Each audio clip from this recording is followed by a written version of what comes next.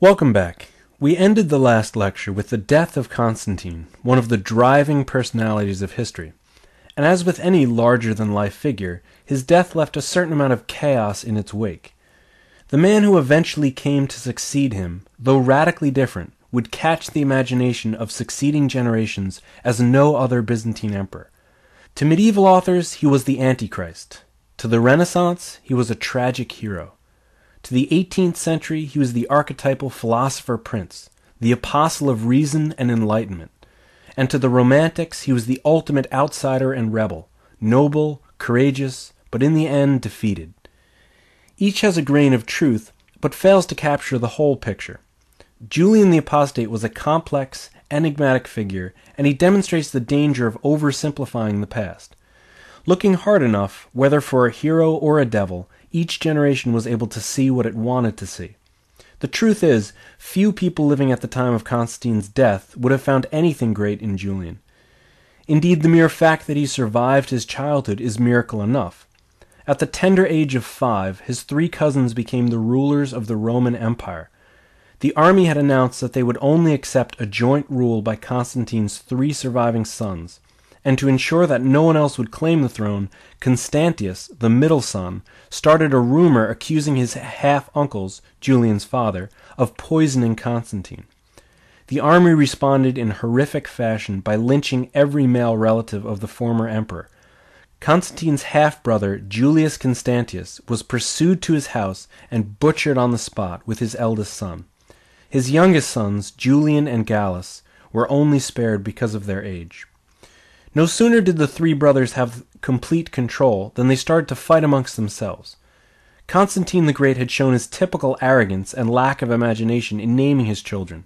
His daughter was Constantia, and his 3 surviving sons were Constantine II, Constantius, and Constans. Constantine II, as the eldest son, naturally tried at every opportunity to lord it over his brothers, and only 2 years after becoming emperor, he picked on his youngest brother Constans and invaded Italy. Unfortunately, he underestimated him and was ambushed and killed. Constans, finally secure on his throne, found it much more fun to devote his time to his blonde female prisoners than to administer the state or take care of the army. The army was soon on the brink of revolt, and while Constans was away hunting, a usurper by the name of Magnentius donned the purple. Constans fled, was captured, and killed. The next year, the last brother, Constantius, defeated Magnentius and raised Julian's brother Gallus to be Caesar. Leaving him to administer the East, Constantius spent the next 3 years pacifying the West. Transported from a prison to the throne, Gallus was simply unfit to reign. He spent most of his time indulging a rather cruel streak until Constantius, mistrusting him and fearing revolt, had him assassinated. The situation in Gaul was now a serious problem, but more importantly, the Persian War initiated by Constantine still had to be fought. Realizing that he had to appoint someone to take care of the West while he took care of the more important East, he tapped the last remaining member of his family, Julian. He was a shy, awkward philosopher and scholar, and had no military or administrative experience, but he was intelligent, loyal, and a hard worker. So at 23, the young, unknown, and unwilling Flavius Claudius Julianus became Caesar. Since that horrible night of blood when his family had been killed, Julian had been packed off to Nicomedia to obtain a Christian education under the bishop Eusebius, and then on to western Turkey near modern-day Cappadocia. He remained here for 6 years with only books as company, obtaining permission to devote himself to serious study. The next 6 years were, in his own words, the happiest in his life. What better way for a budding philosopher to spend his time than wandering around the Greek world, sitting at the feet of the greatest thinkers and scholars of the day, reading, arguing, discussing, and disputing? It was here that he first heard Libanius, a celebrated philosopher who had rejected Christianity and remained unabashedly pagan. Julian's interest worried his Christian teachers, and when one of them forbid him from attending the lectures, he simply had them copied down and read to him. On his way to Athens, he stopped at the great library at Ephesus, and at this point seems to have made the decision to abandon Christianity and adopt paganism. Now this was not the sort of thing you could just announce, so he kept up an outward show of Christian piety, and it would be another 10 years till he would be able to announce it openly. He reached Athens in the summer of his 23rd year, an awkward, painfully shy man with no friends of his own age, completely without imperial pretensions, and wanting only to be left alone to continue his studies. It was at this point that Constantius called him to Milan and appointed him co-ruler of the Roman Empire. It must have been quite a meeting. They had only met as adults once before, 7 or 8 years previously, and then only briefly. Now they stood face to face as full-grown men, Constantius trying to run an empire, and Julian masking his hatred of his father's killer and wanting only to be left alone to study. But it was not to be. Hastily sent to Gaul, with, as a chronicler later said, no more authority than to wear the uniform, the ungainly bookworm was immediately faced with open revolt. But he learned fast. Personally leading a whirlwind campaign that summer, he recaptured a number of important cities and smashed an army of 30,000 with only 11,000 soldiers of his own, incurring only 247 casualties along the way. The next 2 years brought more victories, and within 4 years the entire frontier was settled. Back in the east, Constantius received his cousin's surprising success with rather mixed emotions. The empire was more stable, but a colleague's success was always something to be watched. Worse, since his father's reign, the Persians had been raiding Roman territory with increasing frequency, and full-blown war could no longer be avoided. The new Persian king Shapur, who has the distinction of being perhaps the only king crowned in utero, had written Constantius in the florid language only an Eastern potentate could use. Shapur, king of kings, brother of the sun and moon, sends salutation. Because I take delight in moderation, I shall be content to receive Mesopotamia and Armenia from you. I give you warning that if my ambassador returns empty-handed, I shall take the field against you with all my armies, as soon as the winter is past. Shapur followed this up by overrunning several Roman strongholds and pillaging the food supply. In the face of such a massive invasion, Constantius had no choice but to prepare his army, and now that the West was pacified, he quite naturally sent word to Julian to provide him with troops. Julian was now faced with a very serious test. Given what had happened to the rest of his family, he was rightfully so mistrustful of Constantius, but far more seriously, he had promised his troops that he would never take them east. Few of them would likely return from such a mission, and worse, their families and lands would be defenseless against barbarian incursions. Reluctantly he made his way east, stopping in Paris to rest. The army, led by the appropriately named Petulantes legion, mutinied and declared him emperor. This was not quite a rebellion, since he didn't claim the whole empire, but it signaled that he would no longer take orders from the east.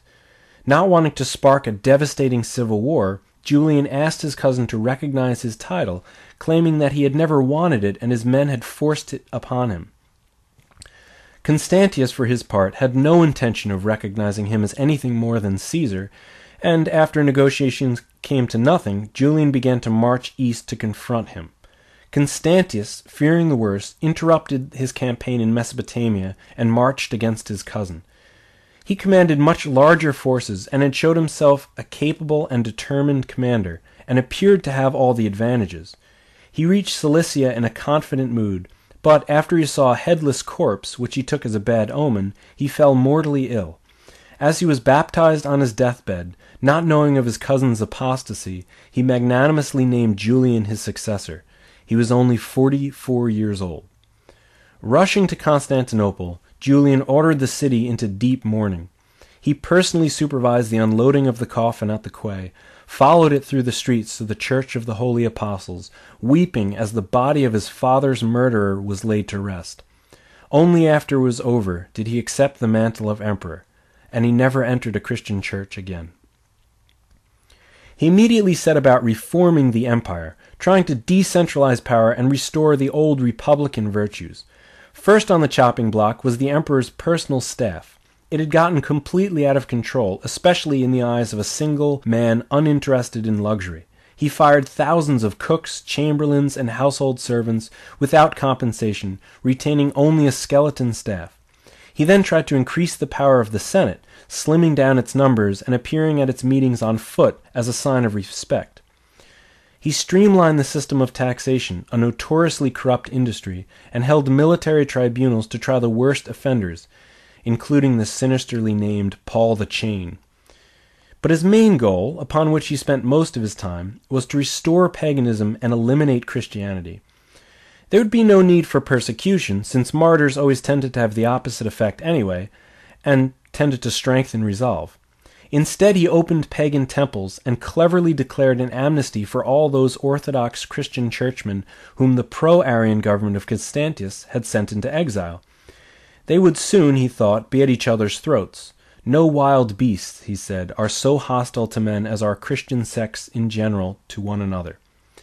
They would soon, he hoped, see the error of their ways and come back to the pagan faith they never should have left. This may seem a bit naive, but Julian was a strange combination: Roman emperor, Greek philosopher, and mystic. He knew that his empire was sick. The army, no longer a feared invincible force, could now barely keep peace on the frontier. The government was inefficient and corrupt, and the emperors were soft, hedonistic men who spent most of their time reclining in their palaces in pursuit of pleasure. The old Roman virtues of reason, duty, honor, and integrity were gone. The problem, he thought, was the moral decay of Christianity. It went against all the noble virtues, emphasizing instead such feminine qualities as gentleness, meekness, forgiveness, and turning the other cheek. It had, in effect, robbed the empire of its manliness. He crisscrossed his empire, making sacrifices, trying to jumpstart paganism. He made so many, in fact, that his amused subjects gave him the nickname the Butcher, but all to no avail. The old religion seemed in no great hurry to recover. Something more was needed. The Persian problem still had to be addressed, and a victory would perhaps reinvigorate paganism and vindicate it. After a few months spent at Constantinople to enact more reforms, he went to Antioch to prepare the invasion. Relations with the Christians were bad from the start. Most of the citizens of Antioch were Christians who were used to Constantius's splendid court and found little to like in their new, austere, moralizing emperor. Worse still, since paganism had been slow to recover, he had decided to turn up the pressure on the Christians, executing those who damaged temples, pardoning pagans who murdered Christians, and prohibiting Christians from teaching the Greek classics. With a stunning disregard of public opinion, he then embarked on an escalating series of attacks, almost daring his subjects to revolt. Knowing that Christ had prophesied that the Jewish temple at Jerusalem would not be rebuilt till the end times, he tried to refute it by starting a rebuilding program, only to have an earthquake destroy the attempt. Then, realizing that his brother Gallus had buried a Christian martyr in the precinct of the Temple of Apollo, he had the body exhumed. When massive riots broke out, he had the demonstrators arrested and even tortured, and when the entire complex burned a few months later, he blamed it on the Christians and closed the city's cathedral, after first confiscating all their gold plate.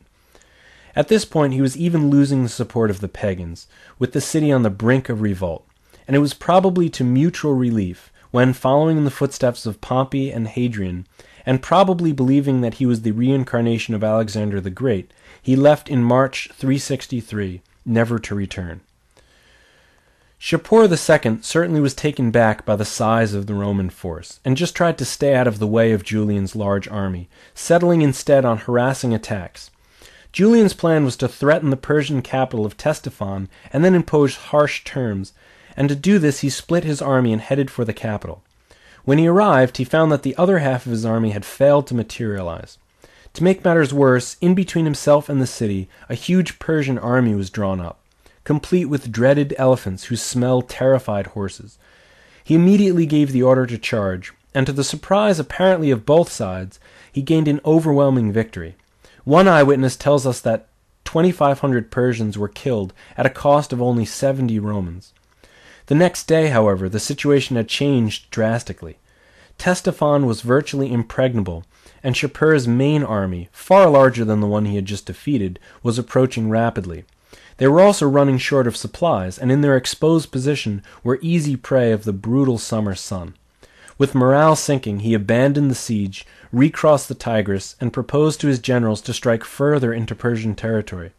They flatly refused, knowing full well that even had they agreed, their men would never have followed.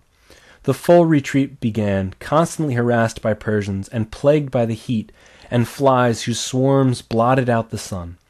10 days later, when crossing a stream, the army suddenly came under heavy attack. Without stopping to strap on his armor, Julian leapt into battle, shouting encouragement and fighting where it was thickest. Just as the tide turned, Julian was struck in the side with a spear. Falling off his horse, he tried to pull the point out, but succeeded only in cutting his fingers to the bone. His men rushed up to him, and the point was removed from deep inside his liver. He was carried back to his tent, where he died at midnight, according to legend, with the words, "Thou hast conquered, Galilean." With his death, an age had ended. No pagan emperor would ever sit on a Roman throne again, and in a final rejection of his policies, the army elected a Christian, the deeply uninspiring Jovian, to replace him.